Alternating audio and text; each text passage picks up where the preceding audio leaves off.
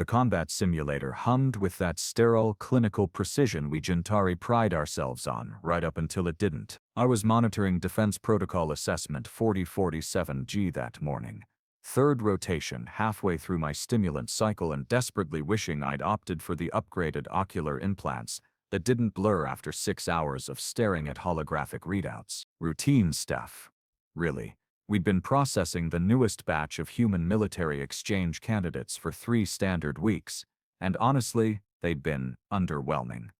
Oh sure, they were enthusiastic, disturbingly so, actually, but their reaction times hovered around the 3 tactical decision matrices were laughably linear, and most of them treated the simulation pods like some sort of recreational activity, rather than the rigorous neurological examination it actually was. But then there was Kira Ose. Now, I should mention that I've been proctoring these assessments for 9 cycles, long enough to recognize patterns, anomalies, the occasional genetic outlier who might shave 50 milliseconds off their response time, with enough pharmaceutical enhancement. I've seen Carthene shock troopers who could calculate trajectories while dodging plasma fire.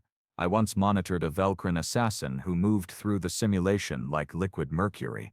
All coiled efficiency and murderous grace. Kira looked like she'd wandered in from a farming collective. She was average height for a human female, maybe 1.7 meters, with dark skin, close-cropped hair, and this unnerving habit of standing absolutely still while everyone else fidgeted and stretched, and performed those bizarre human warm-up rituals. Her psychological profile was equally unremarkable.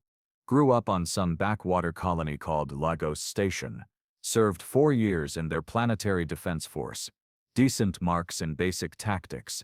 Nothing that screamed pay attention to this one. Her preliminary scores had been so thoroughly mediocre that I'd almost flagged her file for review, wondering if perhaps there'd been some administrative error in her selection. The simulation began at 0847 hours. Zhentari Standard Time. The scenario was designation Crimson 9, which, if you're not familiar with our military doctrine, is essentially designed to be unwinnable. We use it to study stress responses, cognitive breakdown patterns, how quickly sentient beings accept inevitable failure. It places the subject in an urban warfare environment, surrounded by hostile forces, limited ammunition, failing equipment, and a timer counting down to orbital bombardment. The optimal outcome is a tactical retreat within the first 2 minutes. The typical outcome is frozen panic or reckless aggression that results in simulated death within 90 seconds. Kira lasted 4 minutes in complete silence before the system registered her first movement. I noticed because the biometric readings went strange. Her heart rate dropped, not spiked, dropped from 72 beats per minute to 5 to 4. Her breathing slowed to maybe 6 breaths per minute. So shallow that the monitoring algorithms flagged potential equipment malfunction. Her neural activity showed this odd pattern our computers couldn't quite parse. Not the expected beta waves of active problem solving, but something closer to what humans apparently call flow state, though I've never seen readings quite like that before. The combat instructor, a simulated entity based on Master Sergeant Threxis, 7-time champion of the Zhentari close combat trials, materialized in her peripheral vision, moving in for what should have been a disabling strike to her kidney. Standard surprise attack protocol. We use it to measure raw defensive reflexes under extreme duress. She moved before his digital fist completed its trajectory. Not during, not in response to before. Her body was already pivoting, weight shifting to her rear leg. Her arm coming up in a deflecting arc that would intersect with his attack vector, approximately 40 milliseconds before contact. The simulation registered her movement at, and this is where my morning went from routine to deeply concerning, -8 negative, as in she reacted to an attack that hadn't occurred yet. The system immediately flagged this as a data error, naturally. Neural impulses don't violate causality. Even the most enhanced Zhentari combat specialists with their crystalline weight. No, I can't use that word, let me rephrase. Even our best soldiers with quantum-assisted neural processors can only achieve 0-point reaction times under optimal conditions, and that's with millions of credits worth of hardware wired directly into their brains. This was a baseline human moving like she'd written the script herself. Threxis, or rather his simulation, adapted instantly.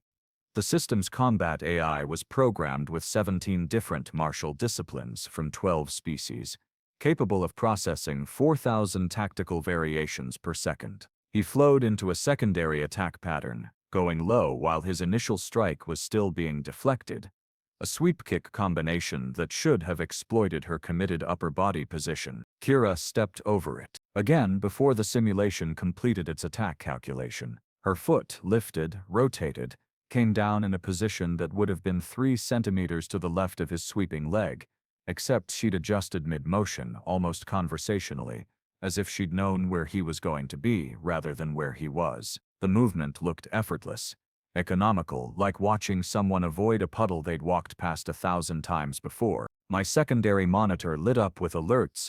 Anomalous pattern detected. Recommend immediate review. Possible equation malfunction, but the equipment wasn't malfunctioning. The haptic feedback sensors in the simulation pod showed no irregularities. The neural interface was functioning within normal parameters. The environmental rendering was stable. Everything was working perfectly, which meant the impossible thing I was watching was somehow Threxis escalated. The simulation threw everything at her. Knife attacks, joint locks, pressure points, grappling techniques that could immobilize species twice her size. Kira moved through it all like smoke, her expression never changing, her breathing still impossibly slow. She didn't fight back, that was the strangest part. She just wasn't where the attacks were. Again and again, the simulation's combat algorithms would commit to a strike, and she'd be repositioning before the decision was finalized in the system's processor. It was like watching someone dodge raindrops. At the 5-minute mark, I did something I'd never done in 9 cycles of proctoring. I initiated a live diagnostic during an active simulation. This required override authorization from 3 senior supervisors, emergency system access, and was generally reserved for critical equipment failures that might endanger the subject. I got those authorizations in 40 seconds, apparently. I wasn't the only one watching this anymore. The diagnostic results came back clean. No errors, no glitches, no corrupted data.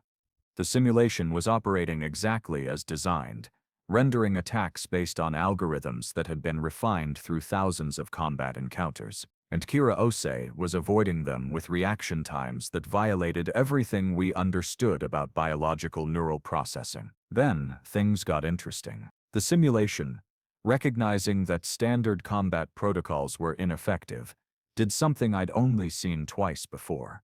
It activated the adaptive escalation matrix.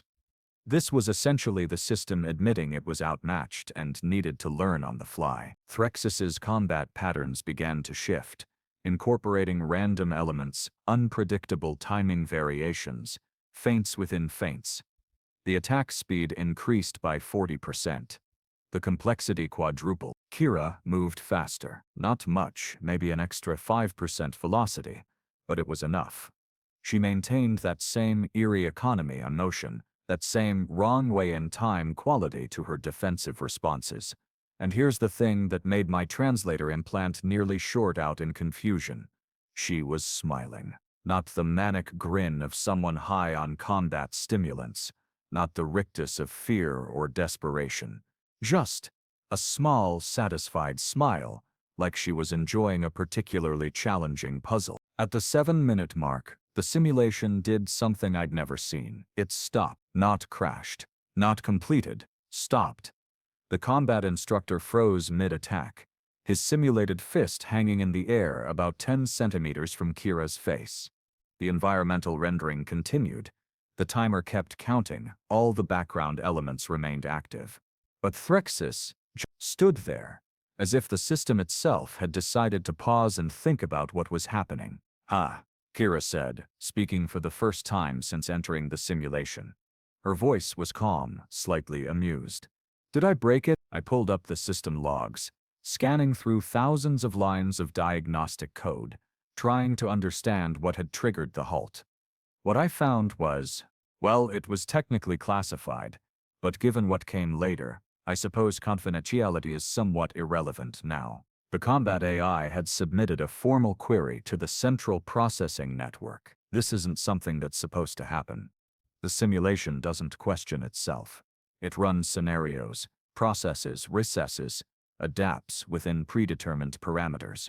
But there it was, flagged with Priority 1 status. Subject demonstrating non-causal defensive patterns. Current tactical models insufficient. Request expanded processing authority to develop counter-strategies. The system was asking for help to fight a single, unenhanced human. I authorized the expanded processing, partly because protocol demanded it, partly because I was now thoroughly invested in seeing how this would play out. The central network allocated an additional 40% computational resources to the simulation, drawing processing power from non-essential systems across the entire facility.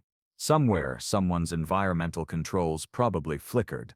Someone's afternoon schedule probably got delayed. Also, our most advanced combat AI could figure out how to land a single hit on Kira Ose. The simulation resumed. What happened next defied every principle of biological motion I'd ever studied. Threxis attacked with what the system later classified as probability-weighted multi-vector assault. Essentially, he threw 15 different attack combinations simultaneously, each with branching contingencies, each designed to flow seamlessly into the next based on Kira's defensive response. It was beautiful in an abstract sort of way, the kind of tactical perfection that made me understand why the Zhentari had dominated military conflicts for 3 centuries. Kira walked through it. Not around it, not avoiding it, through it.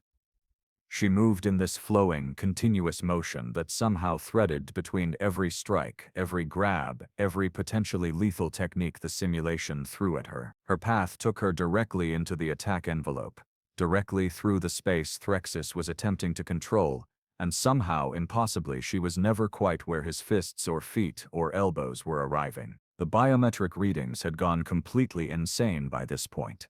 Her heart rate was at 48 beats per per, and still dropping. Her neural activity showed patterns our equipment literally didn't have classification codes for. Her muscle tension readings suggested she was about 20% more relaxed than when the simulation started. She was getting calmer while the most advanced combat AI in the known galaxy was having what I can only describe as an existential crisis, trying to touch her. At minute 9, I noticed something that made my auxiliary stomach clench with unease.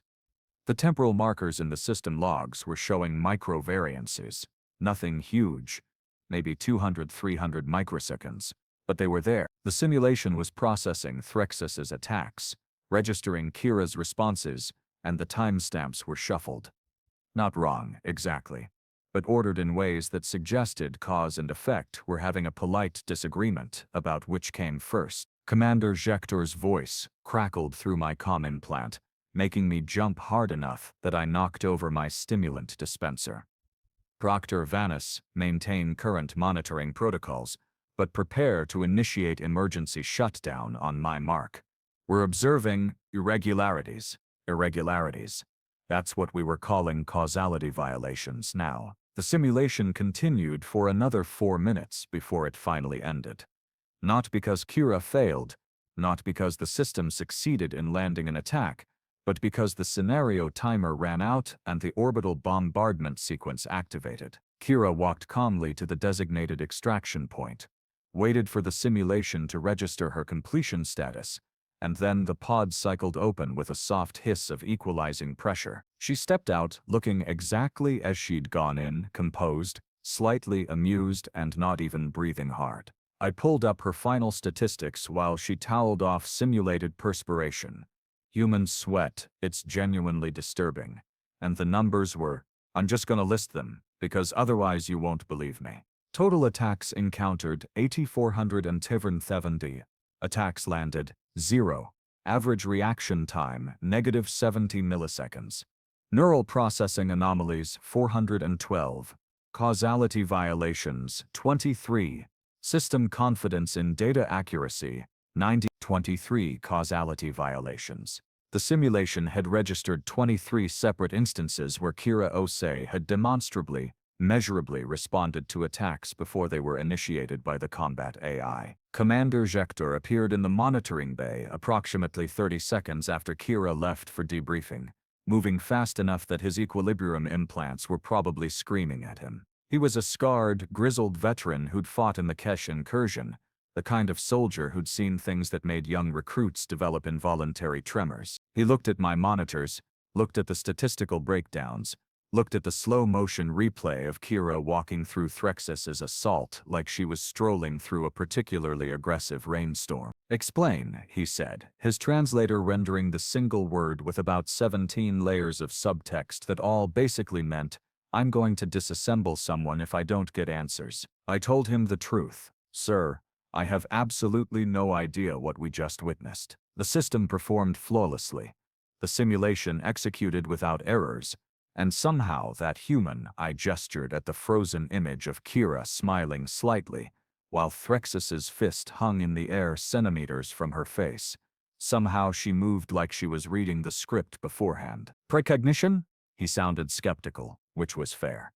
Genuine precognitive ability had been documented in exactly 3 species, all of them extinct, and even their capabilities had been limited to vague intuitions, not the kind of tactical precision we'd just observed. No, sir. Precognition shows up in neural scans as predictive modeling, heightened probability assessment, increased activity in the prefrontal cortex. I pulled up Kira's brain activity patterns. This is something else. Her neural activity decreased during the simulation. She was processing less information, not more. Zhektor stared at the readouts for a long moment, his secondary eyes narrowing in that way that suggested he was accessing his quantum memory implants. "Proctor Vanis," he said finally, "I'm going to tell you something that's technically classified several levels above your clearance, but given the circumstances I think you need the context. Kira Osei isn't the first human to demonstrate this ability. She's the 7th." I felt my translator implant stutter, trying to process the implications of that statement. 7 humans who could precariously violate causality in combat situations, and we were just now hearing about it. "Sir, with respect, how is this not the most significant military intelligence discovery in the last? Because we can't explain it, and we can't replicate it, and every time we try to study it, the data becomes problematic." Zhektor pulled up a secure file, his biometric signature flashing across my monitor. "Look at this. Lieutenant Rashid Al-Mansouri, tested 4 months ago at the Kethis Prime facility. Similar results. Negative reaction times, impossible defensive patterns. They ran him through the same simulation protocols, 6 times over 3 weeks. First run, he averaged -20. Second run, -9. Third run, -. The effect was diminishing," I said, seeing where this was going. "Exactly. By the 6th run he was performing like a normal, exceptional human soldier, still impressive, still above average, but within the bounds of explainable biology. No causality violations, no temporal anomalies, nothing our equipment couldn't account for." He switched files, showing another subject. "Corporal Yuki Tanaka, tested 7 months ago. Same pattern, started with impossible results, normalized over repeated trials." I pulled up Kira's preliminary assessment scores, the ones I'd almost flagged as suspiciously mediocre. "The earlier tests," I said slowly. "The routine combat evaluations we put them through before the main simulation. Those were designed to establish baseline performance levels. But they also familiarize the subjects with our systems, our methodologies, our attack patterns." Zhektor's expression was grim. "We think exposure to our technology somehow dampens whatever it is they're doing, like teaching someone to see in the dark by turning on progressively brighter lights. So Kira performed poorly on the preliminaries because she'd never encountered our systems before. She was operating on pure instinct, raw ability, whatever you want to call it.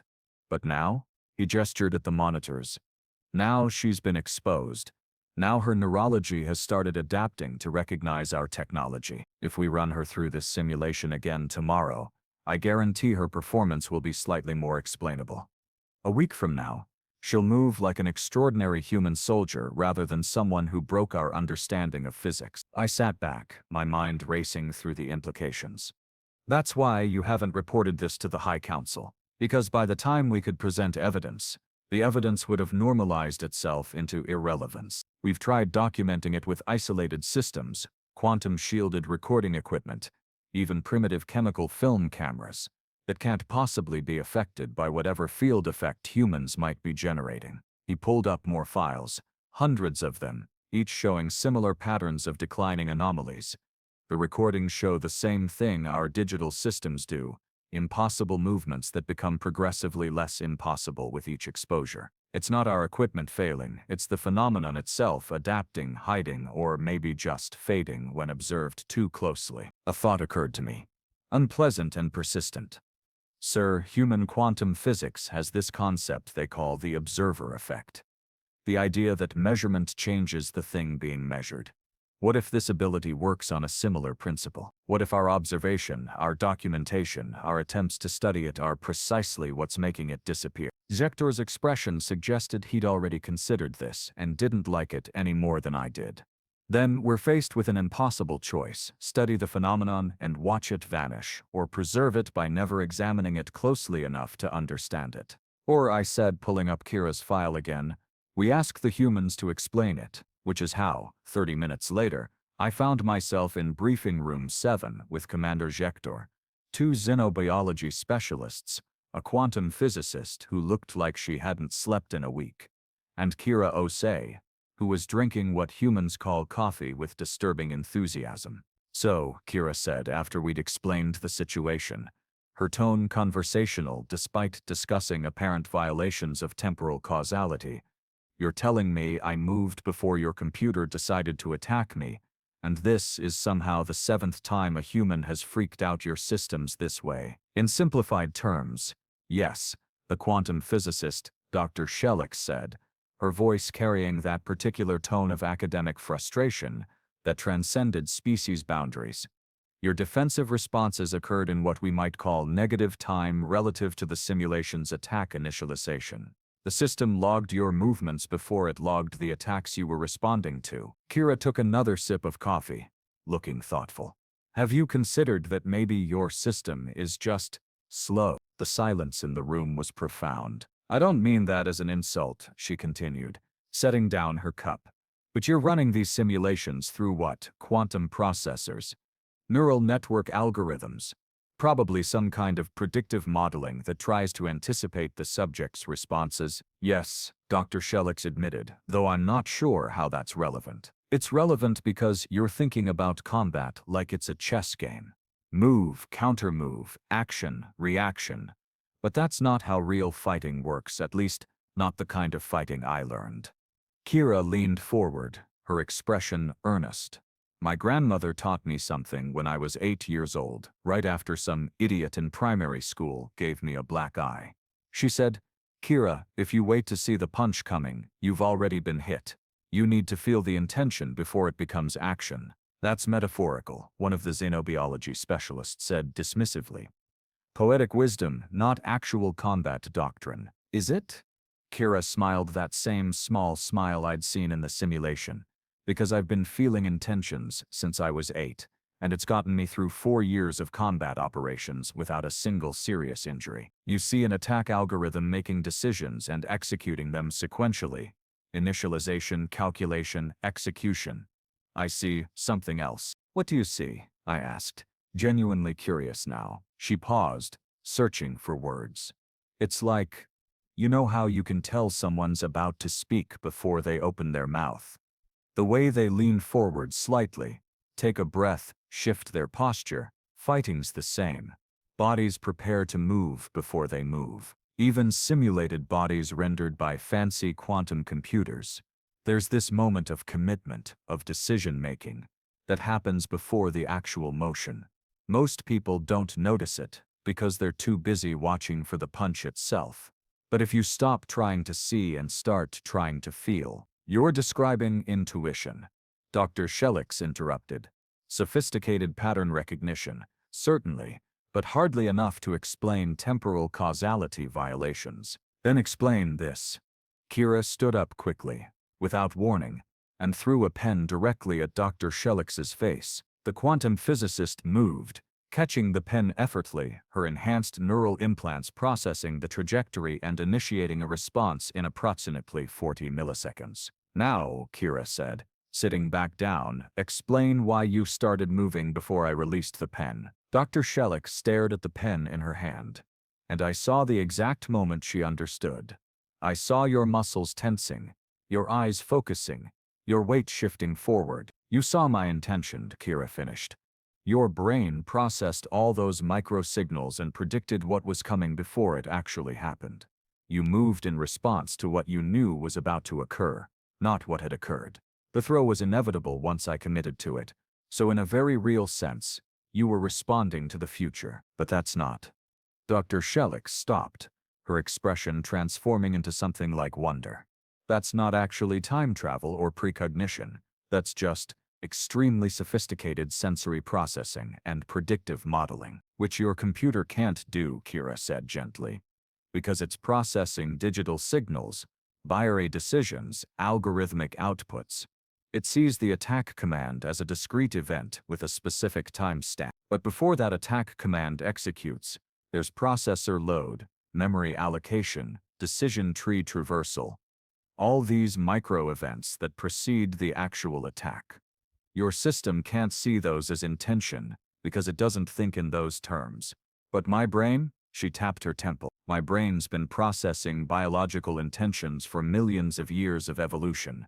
It's really good at predicting what's about to happen based on what's happening right now. Commander Zhektor had been silent throughout this exchange, but now he spoke, his voice careful. You're suggesting that human neural architecture is somehow superior to Zhentari quantum processing for real-time combat prediction? Not superior, Kira said. Just different. Your technology is faster, more powerful, more precise. But it thinks in discrete moments, individual frames of decision and action. Human brains, especially human brains trained in certain martial traditions, think in flows, in continuities. We see the stream, not the droplets. And in combat, especially against computerized opponents, that means we can feel where the next move is forming before it's actually executed. I pulled up the simulation logs again, looking at them with fresh perspective. She was right. The timestamp anomalies weren't appearing randomly. They clustered around moments of decision-making in the combat AI, microseconds before the system committed to an attack pattern. Kira hadn't been responding to attacks that hadn't happened yet. She'd been responding to the computational intention to attack, the processor cycles that preceded the actual simulated motion. This still doesn't explain the diminishing effect, Dr. Shellix said, though she sounded less certain now. Why would repeated exposure to our systems normalize the results? Kira considered this, finishing her coffee. Maybe because the more familiar I become with your technology, the more my brain starts processing it like technology instead of like an opponent with intentions. First time through, the simulation felt alive to me. Dangerous. Reactive. Something I needed to read and respond to instinctively. But if you ran me through it again now, I'd be thinking about algorithms and predictive patterns and processor speeds. I'd be analyzing instead of feeling, and that analytical distance would probably slow me down, make my responses more conventional. So you're saying, Commander Zhektor said slowly, that human combat instincts work best when humans aren't thinking too hard about what they're doing. Pretty much, yeah. Kira grinned. Which, if you've ever met a human soldier, should not be surprising at all. The room erupted in what I can only describe as multi-species laughter, that universal sound of tension breaking, of understanding replacing confusion. Even Dr. Shellix cracked a smile, though she immediately began muttering about needing to recalculate her quantum consciousness theories. But I was looking at the simulation data again, at those 23 causality violations that had seemed so impossible an hour ago. They weren't violations at all, I realized. They were just evidence that human perception operated on timescales and principles our technology hadn't been designed to recognize, that somewhere in the messy biological evolutionary chaos of human neurology was a form of processing our clean, algorithmic perfection had simply never anticipated. So, I said, unable to keep the amusement out of my voice, You're telling me that the most advanced military simulation system in the Zhentari Empire, backed by 3 centuries of tactical refinement and quantum processing technology, got defeated by instinct? Not defeated, Kira corrected, standing and stretching in that casual way humans did. Your system performed exactly as designed. It just wasn't designed to account for opponents who fight with their lizard brains instead of their frontal cortex. She paused, then added with that maddening smile. Also, your instructor, Threxis, he telegraphs his strikes about 60 milliseconds before execution. Subtle weight shifts, micro adjustments in posture. Might want to patch that if you're going to keep testing humans. She was out the door before any of us could respond, leaving behind a room full of the galaxy's top military and scientific minds staring at combat algorithms we'd thought were perfect. Commander Zhektor broke the silence finally, his voice carrying something between admiration and exasperation. Make a note in her file. Exceptional combat performance. Demonstrates advanced intuitive processing. Recommend for elite guard training. Possibly diplomatic security detail. He paused, then added, and someone tell the High Council we need to reconsider our assumptions about human military capabilities. Should we mention the temporal causality violations? Dr. Shelix asked. No, Zhektor said firmly. We should mention that humans have a remarkable ability to predict combat patterns through sophisticated sensory integration and evolutionary developed threat assessment capabilities, which is true, technically accurate, and won't require us to explain why our most advanced AI got read like a children's picture book by someone who learned to fight from her grandmother. I spent the rest of that day reviewing footage from other human subjects, looking for the same patterns, and found them, every time, hiding in the data we'd dismissed as equipment errors or statistical anomalies. 7 humans. 7 sets of impossible movements that weren't impossible at all, just operating on principles we hadn't understood. The really unsettling part? These were just the ones who'd volunteered for testing. Somewhere out there in the galaxy, on their various colony worlds and military installations and diplomatic stations, were millions more humans who'd learned similar instincts from grandmothers and drill sergeants and street fights and martial arts dojos. Millions more who could look at our perfect quantum-powered combat systems and see the intentions hiding in the processor cycles. Millions more who moved through violence like water finding cracks, not because they were stronger or faster or more advanced, but because they'd spent millions of years learning to feel danger before it arrived. I pulled up the file on human military doctrine one more time, reading through pages of analysis about their tactics, their weapons, their strategic thinking. Nowhere in those thousands of pages was there a single mention of instinct, of intuition, of that peculiar ability to read violence in the space between decision and action. We'd been so busy analyzing what humans did that we'd never thought to ask how they knew to do it. And that, I thought as I finally shut down my monitors and headed for my rest cycle, might be the most dangerous thing about them. Not their weapons or their aggression or their disturbing enthusiasm for combat, but their ability to understand warfare on levels our technology couldn't measure, couldn't quantify, couldn't predict. She moved before the instructor could strike, and the system couldn't explain why. But now we understood. She'd moved because the instructor had already decided to strike, and Kira Osei, trained by her grandmother in an 8-year-old's backyard, had spent her entire life learning to hear those decisions whispered in the language of muscle tension and weight shifts, and the 1,000 micro-signals that preceded violence. The computer saw binary. She saw intention. And in combat, intention was everything. I made a note to myself to recommend updating our threat assessment protocols regarding human military personnel.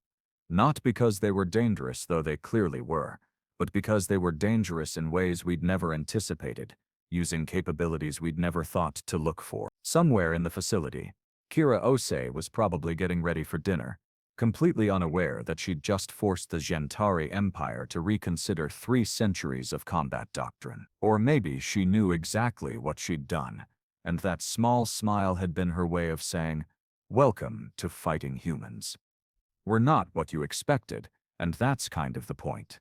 Either way, I had a feeling the next few months of human integration were going to be very, very interesting. And I was definitely getting those upgraded ocular implants.